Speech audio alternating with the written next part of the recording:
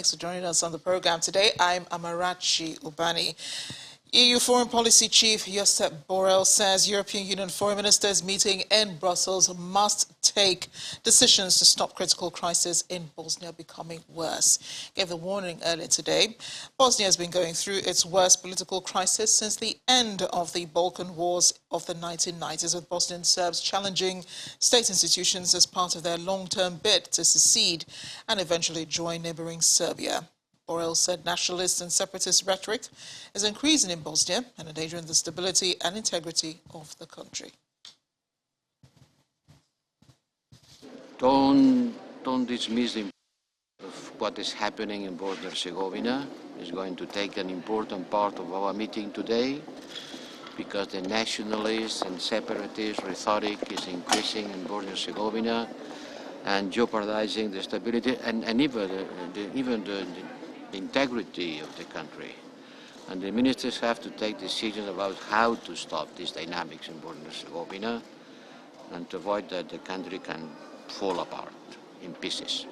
And yes, the development we see is extremely worrisome. One thing is for us a clear red line. The integrity of Bosnia and Herzegovina is not at the disposal. And we have to be very careful that Bosnia and Herzegovina and the Balkans as such don't become a playground for actors outside the European Union, outside Europe. And here the European Union will definitely react very strongly. I believe the actions and announcements of Dodik and the Republika Srpska are extremely dangerous and playing with the integrity of the state, and this is for us a no-go. And now to the major headline in Europe. Once again, we're seeing accusations by the US and the UK of Russia's planned invasion of Ukraine. Much earlier today, the White House claimed that Russia has compiled a list of people in Ukraine to be killed or sent to detention camps after an invasion.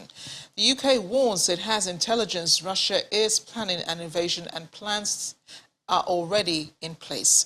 Moscow's court reported the list an absolute lie, and while there are talks about a planned summit between Presidents Joe Biden and Vladimir Putin in the works, Russia says there are no concrete plans yet for that meeting. But here's what's sure, though. Russian Foreign Minister Sergei Lavrov meeting with the US Secretary of State Antony Blinken on February 24th. The meeting, which analysts think could be crucial to ending the crisis between Ukraine and Russia, may or may not hold. Russia said today there are no concrete plans yet for the summit, and the White House says it has agreed in principle to a meeting to help resolve the standoff over Ukraine. Russia, however, is not opposed to the idea of a US-Russia summit to discuss European security and the crisis around Ukraine. But President Vladimir Putin told the French President Emmanuel Macron, who made the announcement of the summit on Sunday, that Moscow needs to understand what might result from such talks before agreeing. White House Press Secretary Jen Psaki said on Sunday that President Joe Biden has agreed in principle to having a virtual meeting with his Russian counterpart. She said that the summit would happen after a meeting between U.S. Secretary of State Antony Blinken and Russian Foreign Minister Sergei Lavrov, provided that Russia will not invade Ukraine. Mr. Blinken had told CBS News that President Biden was ready to meet with his Russian counterpart at any time, in any format, if it can help prevent a war. Ukraine's Foreign Minister Dmytro Kuleba welcomed the proposed meeting between the two leaders, but said the European Union must start imposing some sanctions on Russia now to show it's serious about wanting to prevent a war in Ukraine. Decisions that the European Union can make now to send clear messages to Russia that its escalation will not be tolerated and Ukraine will not be left on its own. This includes not only political messaging, political signals, but also some very specific acts, like supporting the development of our defense sector, supporting Ukraine's cybersecurity,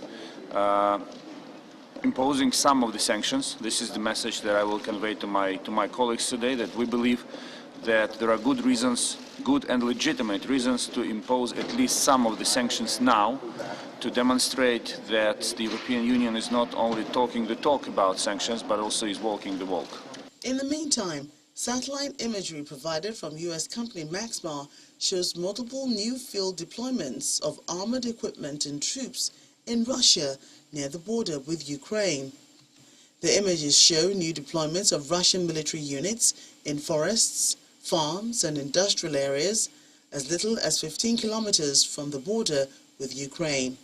Sporadic shelling across the line dividing Ukraine government forces and Russian-backed separatists in that region increased sharply since Thursday and continued on Sunday. Our Washington correspondent Maria Bird joins me now. Maria, Russian Foreign Minister Sergei Lavrov will be meeting with his counterpart Antony Blinken on February 24th in Geneva. What sort of feelers are you getting as regards how that could go? Has obviously taken a strong stand from the beginning of what was perceived to be as a Russian invasion, possibly into Ukraine. And so we know that the U.S. and we know the Secretary of State has had a long-standing relationship, especially in Europe. And so we know that he's going to go in and be very clear about the expectations of the U.S. on the parts of how they expect Russia to not invade, why they expect them not to invade, and to show that the U.S. will be standing there ready and will do what's necessary if in case Russia decides to invade. And how confident, Maria, is the U.S. that Russia is ready to find middle ground in this crisis? It's been a long journey to get into this point where the Russian president is willing to meet with President Joe Biden as regards Ukraine. Where the Russia's demands, will they also be on the table during the discussions? Do we know? We can expect that Russia's demands are. We know that President of Russia, Putin, is very clear as to what his expectations are from the U.S. There has been a long-standing contentious relationship, unfortunately, and we also know this is an economic issue. We know that when we talk about the economic powerhouses in the globe, and we know that the U.S. has continuously, especially during this last administration, stated that they will be putting the U.S. forward and they will be reuniting the U.S. with its foreign allies and ensuring that the U.S. does have a place in the economic sector across the globe. And so this is really an economic play from a larger perspective, and that's why you hear sanctions being discussed, and you can expect that President Putin will also put forth, as you said, some demands, essentially some sanctions against the U.S. if they are not able to come to an agreement. But I think that the U.S.'s hope is that we still can come to some agreement, some diplomacy. We've heard that word, obviously, from President Biden. We've heard that coming from the Secretary of State, and we've also heard that from the Defense Secretary in the U.S. So I think diplomacy is key. I think there is no real want or desire to have the U.S. put large forces of military troops into the region. But I think that this call is going to be definitely one that is going to have a heavy impact on the future of what happens with the potential invasion by Russia into Ukraine. But more importantly, it's going to really be, I think, a stabilizing moment to identify where the U.S. and Russia's relationship will be in the future. Indeed, Maria. And I know that the Minsk agreement is something the Russian president has harped on, asking all parties, especially Ukraine, to observe that agreement. Are there any assurances that this could happen with that upcoming meeting with President Putin and President Biden?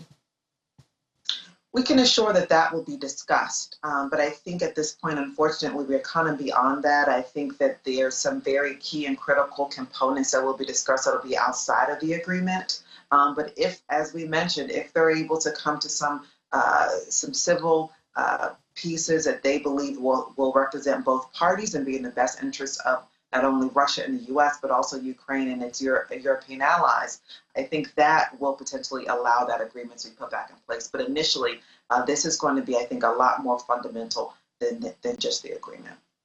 And just last week it was, the U.S. and the U.K. were so sure of a Russian invasion in Ukraine. Does the U.S. government still believe, that could still happen any moment now? I think as you showed those images of Russia at the border of Ukraine, in the various farmlands in those areas right there, and increasing the amount of military capacity since Thursday, that I think is a sign to the U.S. that it is still imminent and is still a possibility. And I think they're believing that it's more likely that it could happen than not. But I think the meeting will really tell where the direction will be next. What about those calls for evacuation of U.S. citizens from Ukraine, especially in Kiev? Does that still stand? That still stands. I think that the president and his administration are really trying to put the protection in place for all of those individuals that are American citizens that are in the region. So that will still stand, and we will likely not see something like that come off the table until after the meeting occurs. Well, Maria, thanks for bringing us up to speed on this, and we'll keep our eyes on the ground as well. Listen up for that all-important meeting between President Biden and President Vladimir Putin.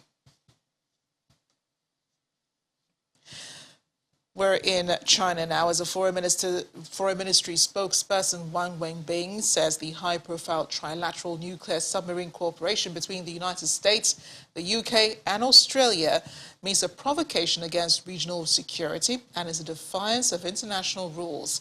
Wang made the statement at a press conference in Beijing today when asked to comment on a report that the foreign ministers of the US, the UK and Australia on Saturday discussed progress in the implementation of the Australia-UK-US trilateral security partnership, including Australia's purchase of nuclear submarines.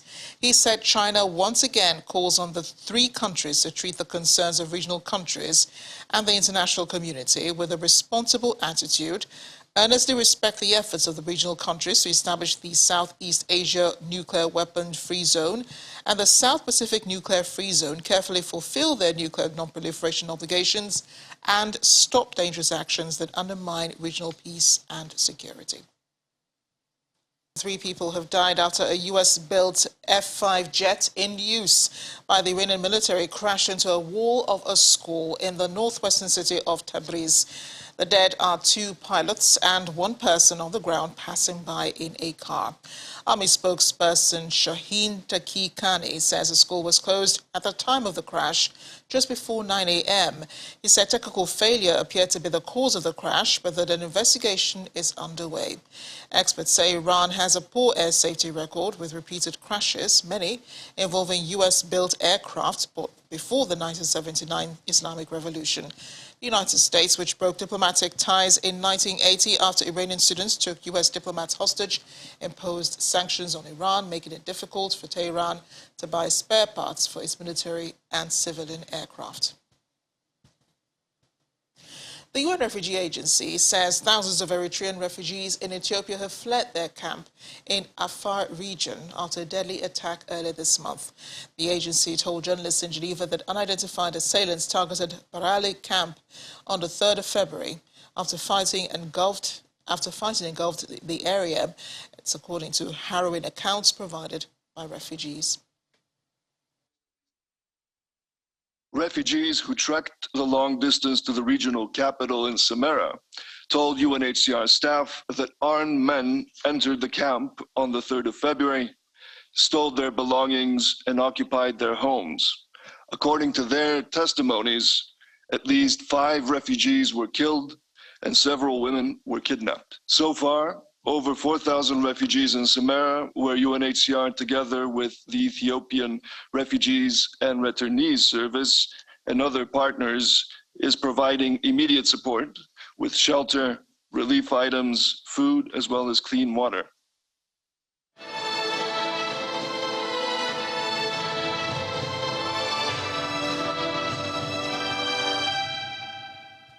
People in Windsor are still worried about the Queen's health and continue to wish Queen Elizabeth a speedy recovery after the British monarch tested positive for COVID-19 on Sunday.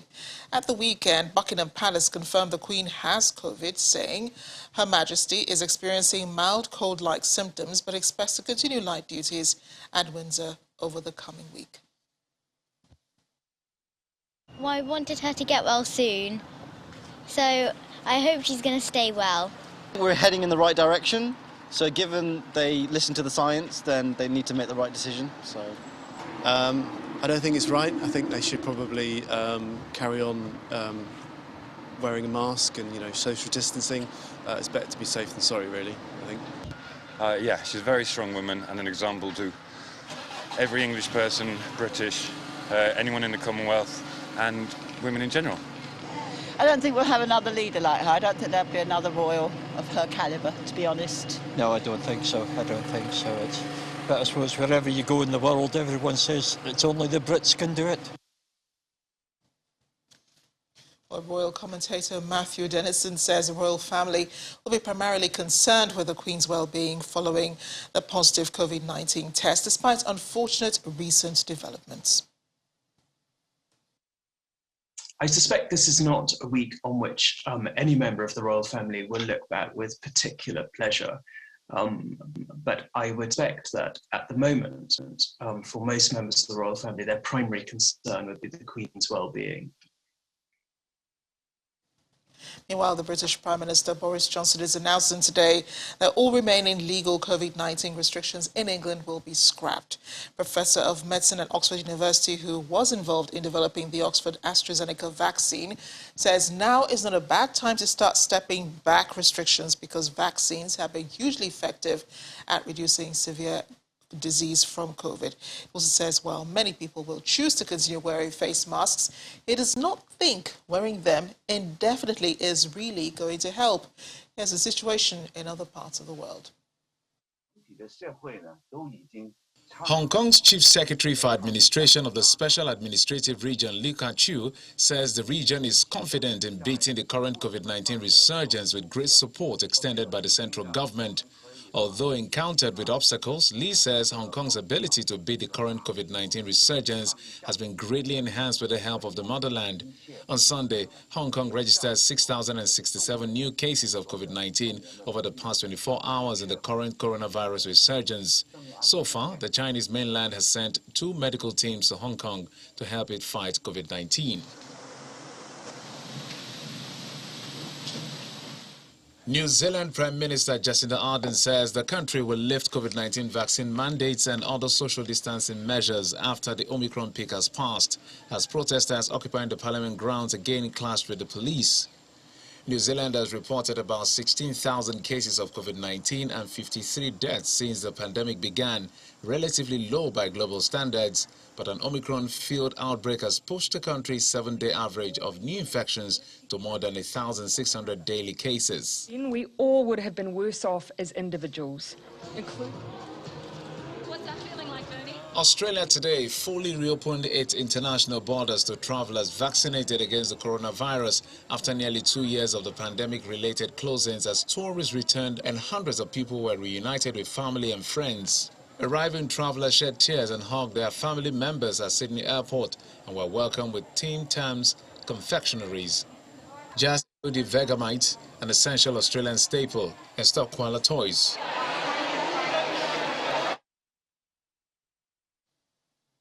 There's so much Nigeria and Jamaica can do to foster trade and investments as it prepares to hold a 4th Joint Commission this week, tomorrow actually, so says the Jamaican Foreign Minister on her visit to Nigeria.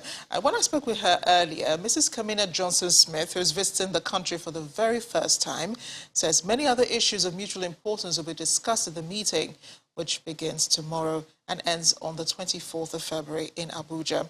She also spoke about how excited she was to be visiting Nigeria. Well, everything fascinates me about Nigeria, your history, your culture, our connections as people. I mean, Nigeria has one of the richest histories globally that anyone could embrace. And in addition to that, you have the largest youth population. You're Africa's largest exporter of oil. You have largest resources of natural gas. So the potential and the wealth and the incredible strength of Nigeria is a wonderful thing to behold. I'm pleased to be here. As you may know, the Commission has not met in several years. In fact, it hasn't met since 2014. So there's a lot of work to be done.